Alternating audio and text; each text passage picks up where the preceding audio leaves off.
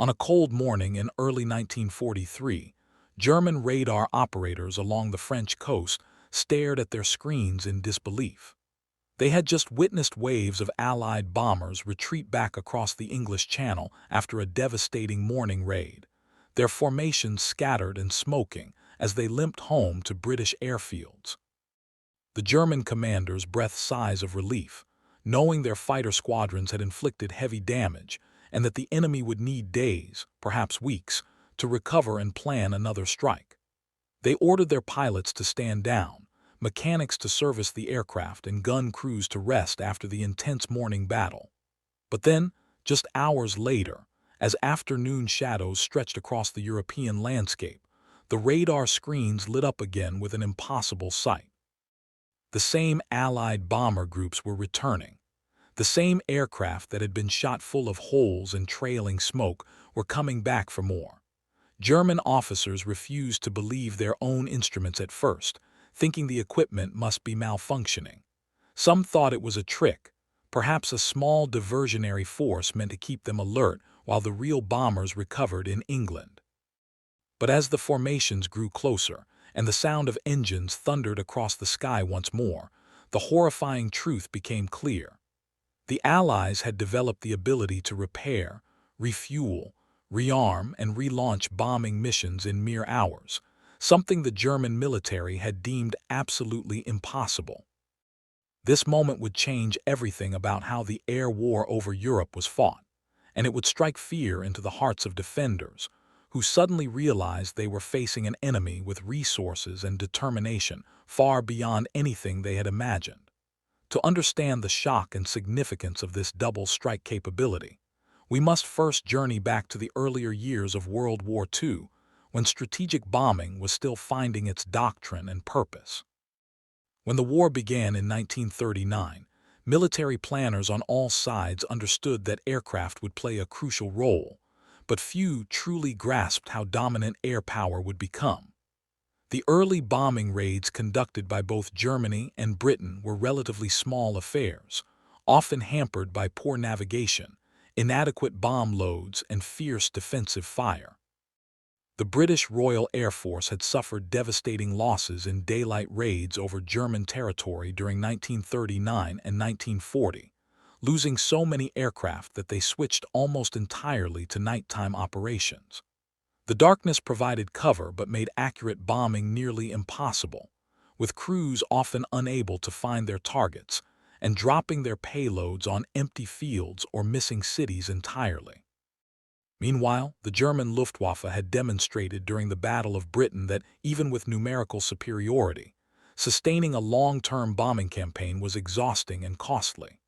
Aircraft returned damaged, crews were fatigued, and the logistical chain of maintenance, fuel, and ammunition struggled to keep pace with operational demands. Both sides learned that bombing missions took tremendous tolls not just in combat, but in the complex ballet of ground operations needed to keep aircraft flying. It typically took 24 to 48 hours minimum to turn around a bomber force after a major raid, and often much longer if the opposition had been fierce.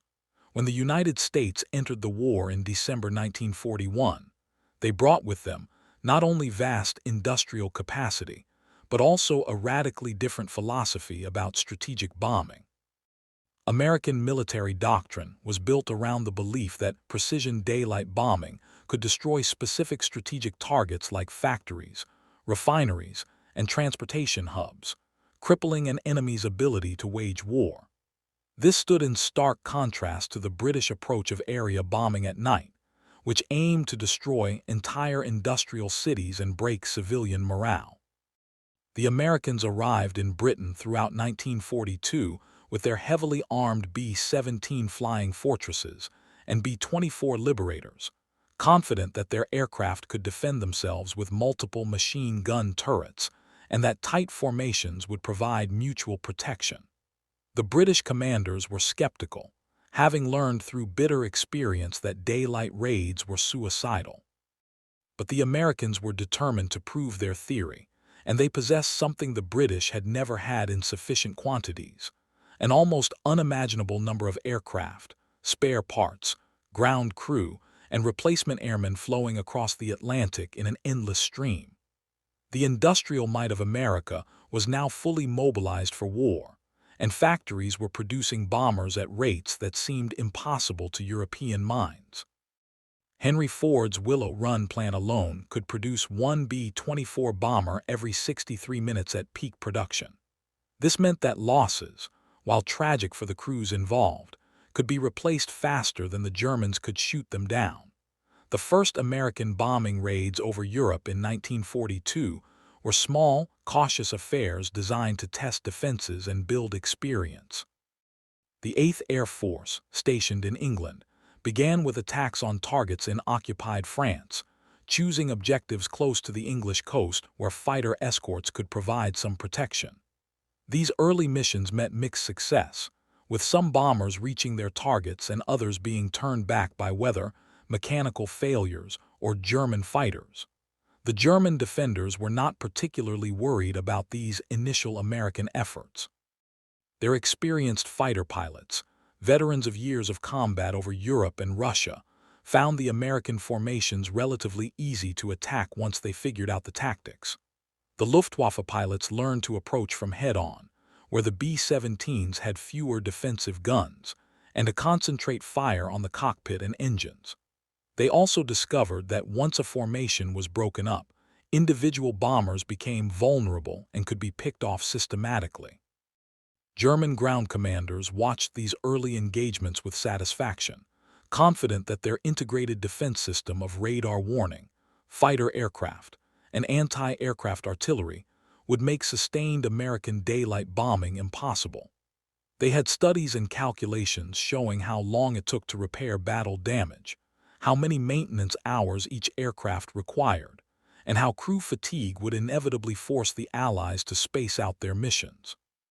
According to every reasonable military analysis, an air force could not possibly launch 2 major strikes in a single day. What the German intelligence services failed to fully appreciate was the unprecedented infrastructure the Allies were building across England to support round-the-clock bombing operations. The British had been at war since 1939 and had spent years developing efficient systems for aircraft maintenance, fuel distribution, ammunition loading, and crew management. When the Americans arrived, they brought even more resources and an industrial mindset focused on standardization, specialization, and efficiency. Every bomber base became a small factory town, with thousands of personnel working in carefully coordinated teams. Maintenance crews were organized into specialized units, with some teams focusing only on engines, others on hydraulics, still others on armaments or electrical systems. This specialization meant that repairs could happen simultaneously on different parts of the aircraft rather than sequentially. Supply chains were streamlined so that spare parts flowed constantly from depots to flight lines, with every commonly needed component pre-positioned and ready. Fuel trucks moved in coordinated patterns, servicing multiple aircraft at once. Armament crews developed rapid loading techniques, using mechanical hoists and precisely choreographed movements to load thousands of pounds of bombs in record time. Medical personnel stood ready to treat wounded crew members immediately upon landing, while intelligence officers debriefed pilots even before they left their aircraft. This entire system operated 24 hours a day, 7 days a week, with different shifts ensuring that work never stopped. The raid that truly demonstrated the Allied double strike capability and shocked the German command occurred on August 17, 1943, targeting the ball-bearing factories at Schweinfurt and the Messerschmitt aircraft plant at Regensburg. This mission was designed as a coordinated strike where different bomber formations would hit both targets simultaneously, splitting German defenses.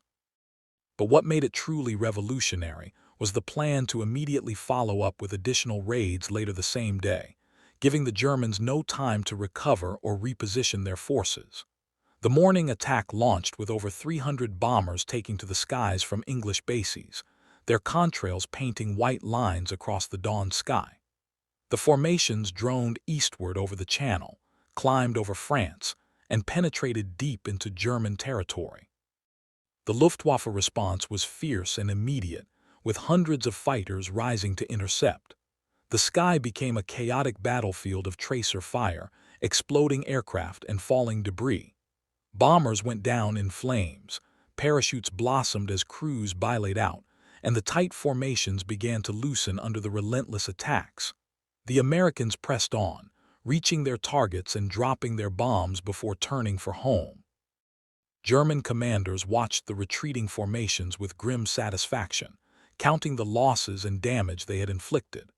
Intelligence officers began preparing reports on how long it would take before the Americans could mount another major raid, estimating at least 3 to 5 days.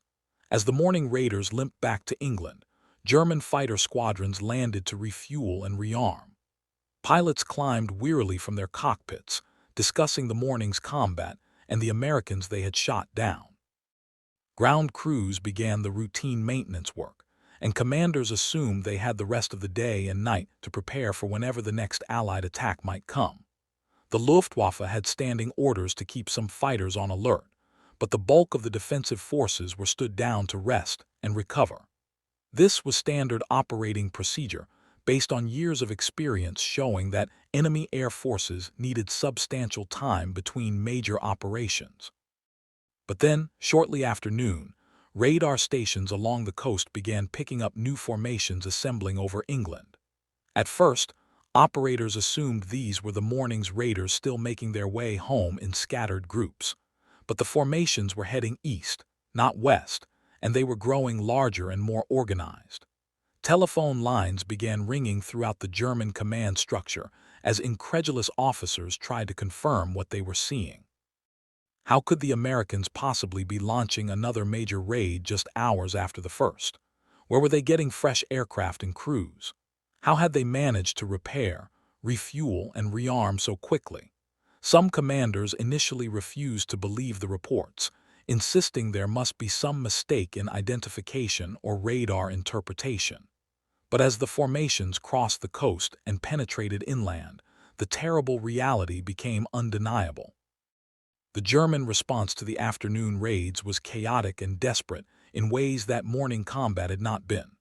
Fighter squadrons that had just landed were ordered back into the air immediately, with pilots running to aircraft that were still being refueled. Some fighters took off with partial ammunition loads because there was no time to complete arming.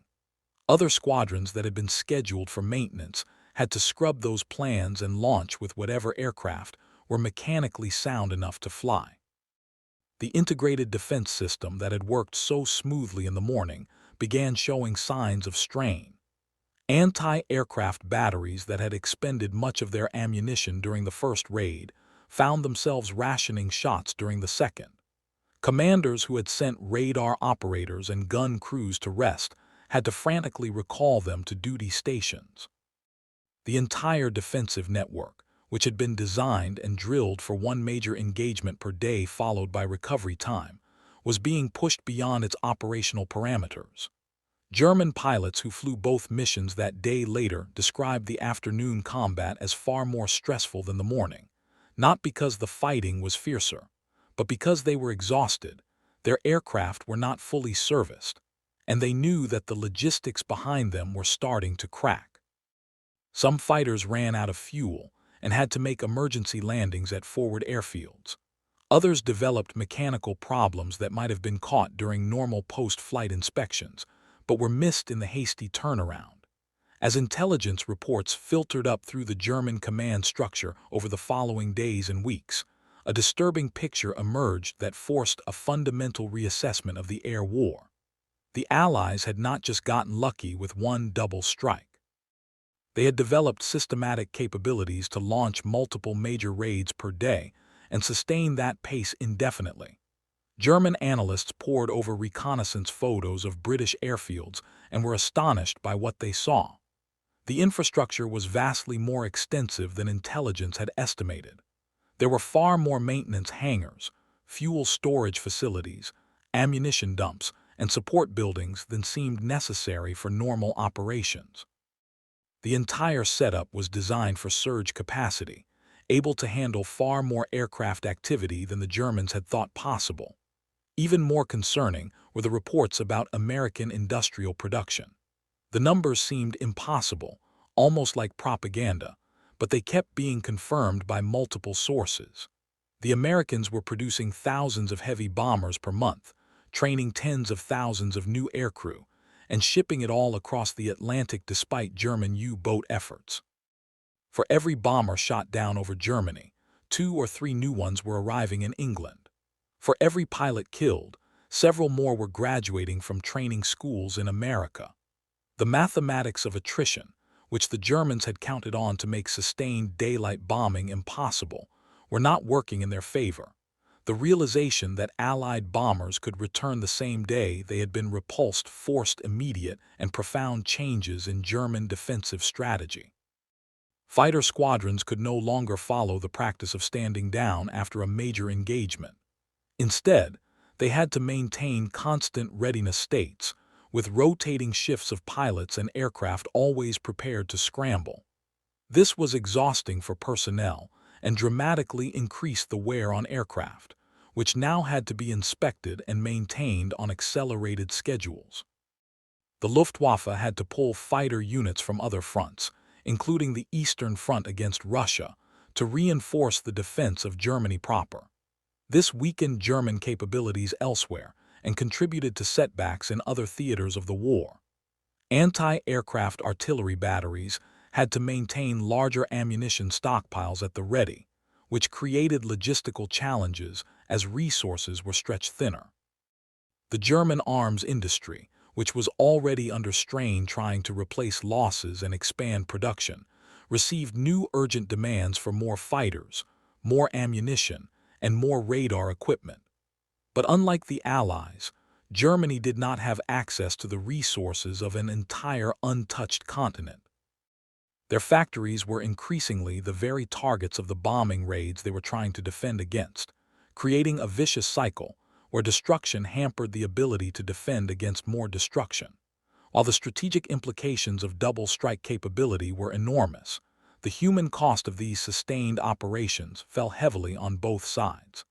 Allied bomber crews faced some of the highest casualty rates of any military service during World War II. The men flying these missions knew that their chances of surviving a full tour of duty were statistically poor.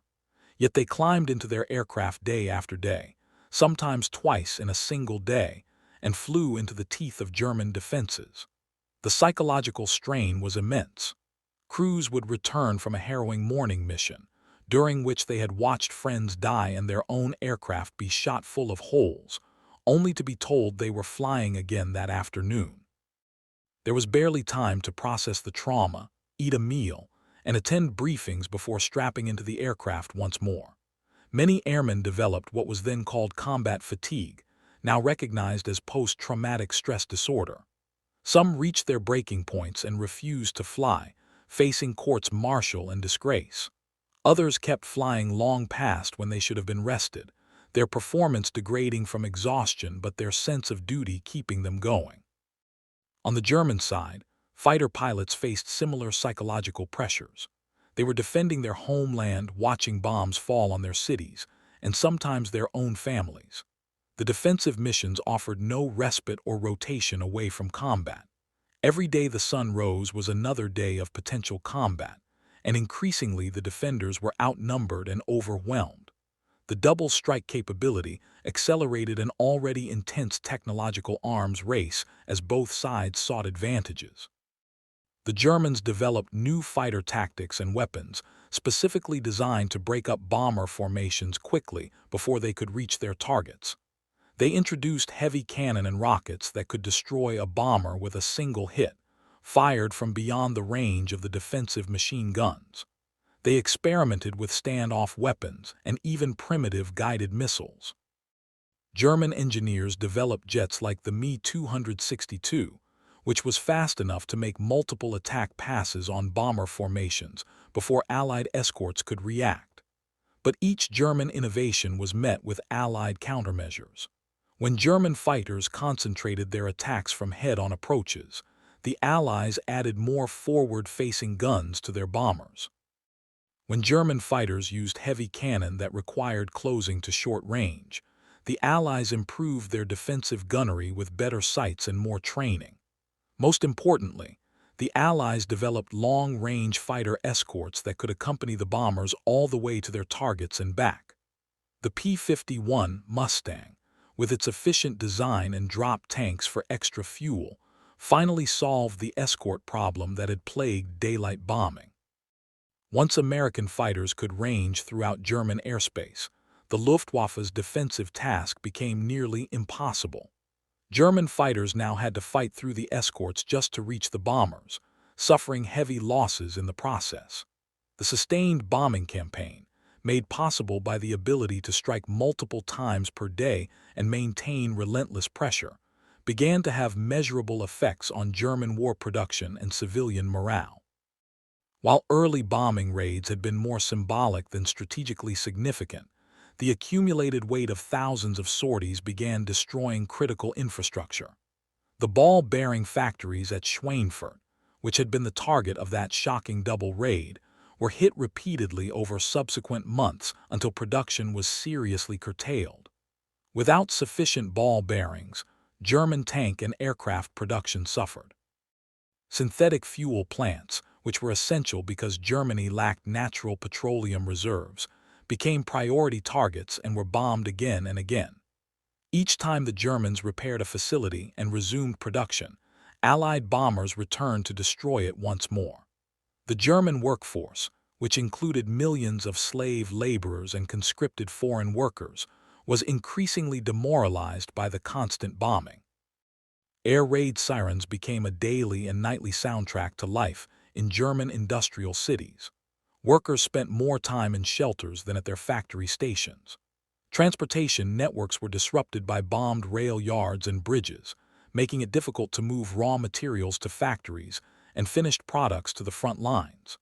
The German leadership tried to maintain public confidence through propaganda, but the evidence falling from the sky made their claims increasingly hollow. As 1943 turned into 1944, the Allies refined their double strike capability into something even more devastating: true round-the-clock bombing. The British Royal Air Force continued their nighttime area bombing campaigns, while the American 8th and 15th Air Forces struck during daylight hours.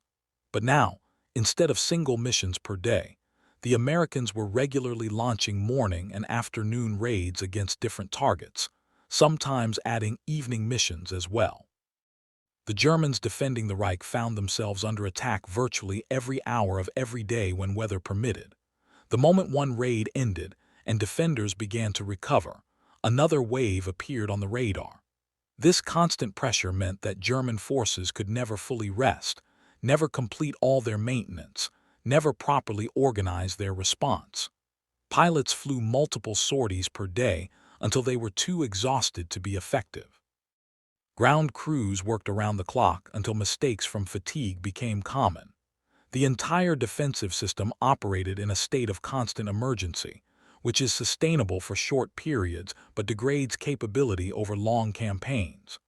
The Allies, meanwhile, had developed such extensive infrastructure and such deep reserves of personnel and equipment that they could sustain this tempo almost indefinitely. If one bomb group was exhausted, another took its place. If aircraft were too damaged to fly again that day, fresh ones were already waiting on the flight line. By late 1944 and early 1945, the German air defense system that had once seemed so formidable was in a state of collapse under the weight of sustained Allied bombing. Fuel shortages meant that even when fighters were available, they often could not fly. Experienced pilots had been killed faster than new ones could be trained, and the quality of German airmanship declined sharply. The pilots who took to the skies in the final months of the war were often teenagers with minimal training, sent up in aircraft they barely knew how to fly, against Allied pilots who were combat veterans. It was not uncommon for these young German pilots to be shot down on their first mission, never even reaching the bomber formations they were supposed to attack. The infrastructure that had supported the Luftwaffe was itself being destroyed by bombing. Aircraft factories, repair depots, fuel refineries, and training bases were all priority targets. The Germans attempted to disperse production into hidden facilities and underground factories, but this only reduced efficiency further.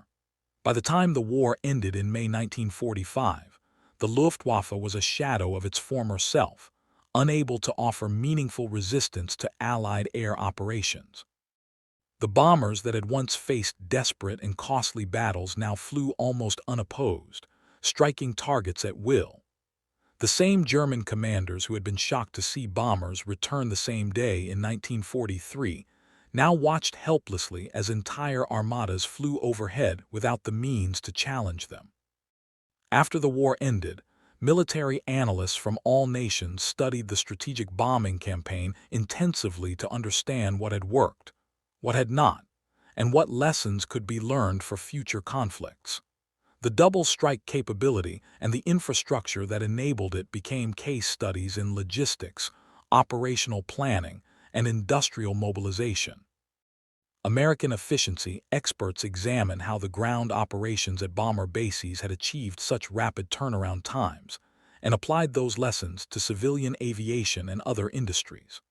The principle that properly organized support systems could dramatically increase the operational tempo of combat forces became a cornerstone of modern military doctrine.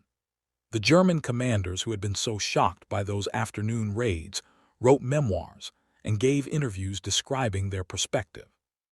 Many admitted that they had fundamentally underestimated not just Allied industrial capacity, but the Allied commitment to building the systems needed to exploit that capacity fully.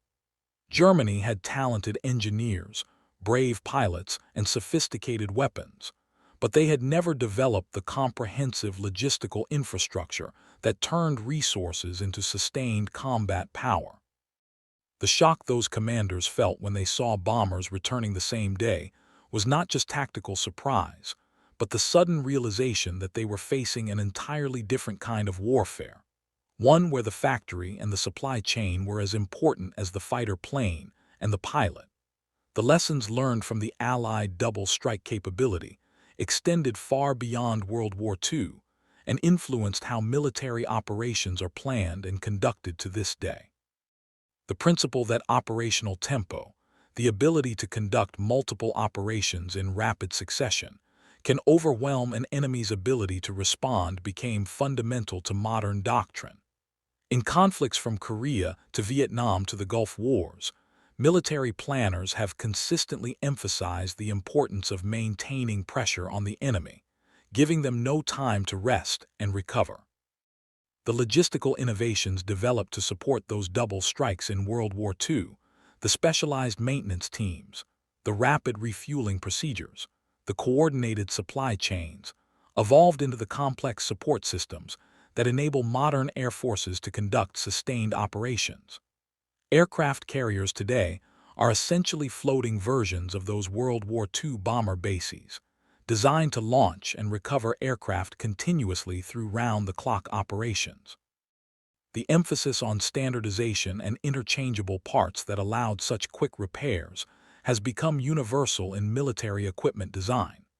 Modern military logistics is obsessed with concepts like just-in-time delivery, pre-positioned supplies, and modular repair systems, all of which trace their lineage back to the innovations developed to keep bombers flying during World War II. Behind the statistics and strategic analysis were countless individual stories of courage, ingenuity, and determination that made the double strike capability possible. There were the mechanics who worked through exhaustion to patch bullet holes and replace engines, knowing that the crews of those aircraft were depending on them for survival. Some of these ground crew members worked 36 hours straight when the operational tempo demanded it, catching brief naps under the wings of the planes they were servicing. There were the pilots and aircrew who flew mission after mission despite their fear, watching friends die around them but continuing to climb into their aircraft because they believed in the cause. Some crews flew 2 missions in one day multiple times during their tour, each time wondering if this would be the mission where their luck ran out. There were the logistics officers who performed miracles of organization, routing supplies and personnel with split-second timing to ensure that everything needed for a mission arrived at exactly the right moment. A single missing component, a delayed fuel truck, or a misplaced bomb could scrub an entire mission, but these officers kept the complex ballet running smoothly day after day. There were also stories of German defenders who fought with incredible bravery, even as they recognized the hopelessness of their situation. Pilots who took to the skies in the afternoon knowing they were already exhausted from the morning's combat, but duty-bound to defend their homeland. The story of how German commanders were shocked when Allied bombers returned the same day is ultimately a story about determination backed by resources, and how that combination can overcome seemingly insurmountable obstacles. When the war began, conventional military wisdom held that sustained daylight strategic bombing was impossible due to the losses that would be inflicted by defenders. The British had tried it and been forced to abandon the effort, but the Americans refused to accept that conclusion.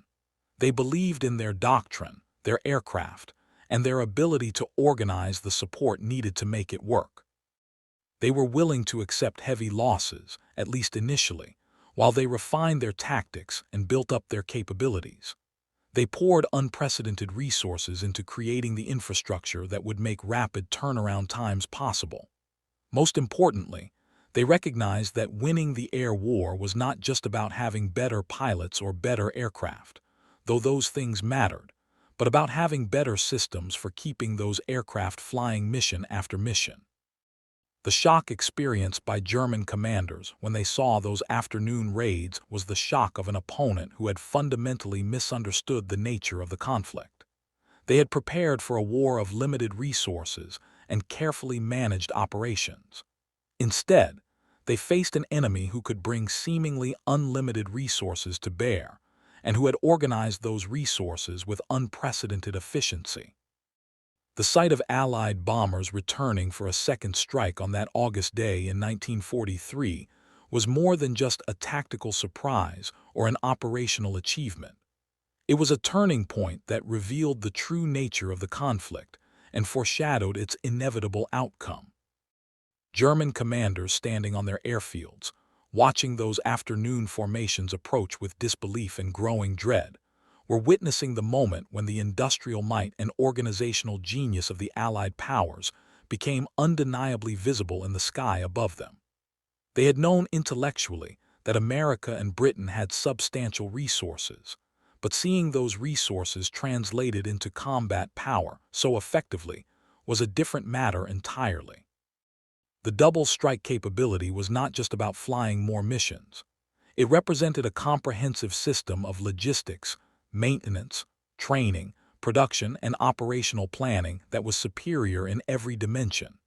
It showed that the Allies had not just more aircraft and crews, which could be overcome through tactics and determination, but better systems for employing those resources, which was much harder to counter. The shock those German officers felt rippled through their command structure and contributed to a growing realization that the war was ultimately unwinnable. When your enemy can absorb heavy losses in the morning and return that same afternoon for more, when they can sustain that pace day after day, while your own forces grow weaker and more exhausted, the mathematics of attrition work only one way. The legacy of those double strikes lives on in modern military doctrine, in the emphasis on logistics and support systems, in the understanding that wars are won not just on battlefields, but in factories and supply depots and maintenance hangars. Every time a modern Air Force conducts sustained operations, launching sortie after sortie against an enemy, they are employing principles refined during those shocking days when German commanders learned that the impossible had become routine. The courage of the aircrews who flew those missions, both Allied and German, the dedication of the ground personnel who made them possible, and the determination of leaders who refused to accept limitations, all combined to create one of the most significant developments in military history. That afternoon when the bombers returned, when they appeared on radar screens where everyone said they could not possibly be, when their engines roared over targets they had struck just hours before, was the sound of a new era in warfare being born, an era where sustained pressure and superior systems could overcome even the most determined defense.